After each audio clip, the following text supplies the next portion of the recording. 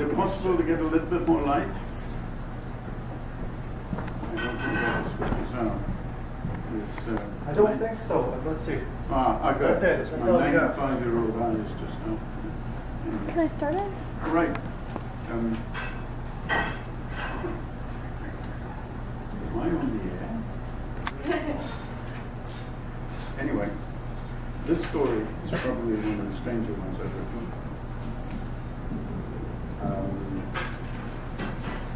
Actually, I started thinking about it a couple of years ago and thought, it's too weird. And then I saw a television program in Germany, from Germany, and realized it wasn't weird at all. It actually, nothing to do with Germany, but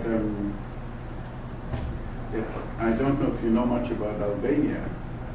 Albania is one of those countries that excited me when I had a stamp album, right? And Albanian stamps are just more, you know. And so, anyway, it's about the Albanian blood fluid, but it's still going on today when you come out in northern Albania.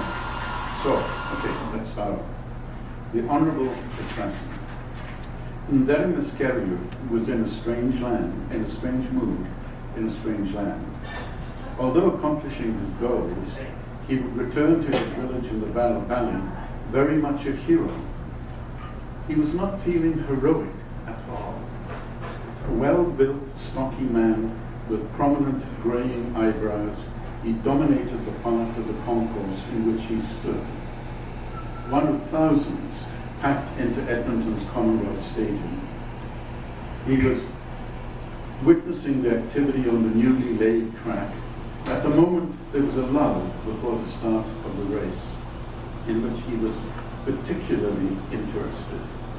Here, he was watching and waiting.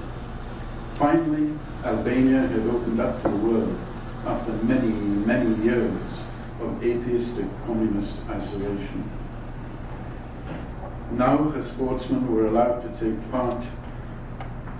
In this period of waiting, his family had watched with difficulty from afar the travels of those who had fled the valley to settle in several parts of the world in an effort to escape retribution. And now fortune, through a freer world, had provided retribution. Thanks to these international peace games, which had delivered not just one, but two of the enemy into his hands. One had already been dealt with, and the other, now on the track, remained to be taken care of. He should have felt triumphant, Askerio, but he did not. In fact, he was not at ease.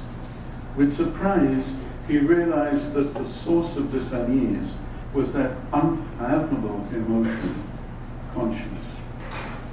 It kept intimating that the enemy were victims, with all the connotations of innocence and sympathy. He struggled against such feelings. They were not victims, but members of a family of vermin who had fled in shame-filled haste after committing the heinous and unspeakable just some 80 years ago. Why should the word victim enter his head when thinking about such excrement? And he feared that he was weakening under an alien influence. Looking around him at the packed stadium, he felt sure it was the place. Surely he would have felt differently if he had restored family honor under the laws of Kanun, on the hillsides or in the valleys of home, as his ancestors had done.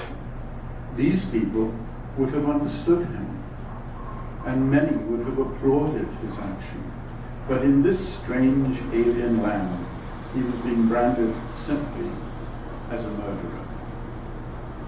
Nor would it make any difference to these people were they to learn the truth. They would be unable to understand. How could they, these Canadians, whoever they were, how could they understand when they had little sense of continuity, of the family, of honor? after an incident earlier that day, he decided that these people would be ruthless. He had witnessed an altogether strange business. A new building, barely 50 years old, was being demolished by a monstrous machine. There were no signs of fire, earthquake, or other calamity. So he'd asked a passing Edmontonian why such a fine edifice should be destroyed. The answer had been darkening. Knocking it down? Yeah, why? Yeah, well, all these old places have to go, you know. They're putting up another high-rise, eh? The passerby pointed to a large sign on which Askerio saw an architect's vision of the new tower that was planned for the spot. So, he thought, another glass and concrete monster to help keep out the sky. The building, with its peculiarly soulless quality, would fit in, he recognized, with the rest of the spiritless structures in this characterless city. Here the past was swept aside, creating an isolated present. It seemed that anything old, even people, did not have a place in the life of this society. Looking at the crowds packing the stands in the stadium, he asked himself, where are the families? Where are the elders? There are couples, even couples with 1 or 2 young children. But where are the real families? He looked for a larger family unit, but could not spot one. At home, they would have been couples, but they would have been families as well, with grandparents, even great-grandparents unclear. He could not imagine life without the elders and their guiding influence, for surely the older folk gave life its meaning and continuity. Take, for example, his great-grandfather, Adnan. What a man he'd been.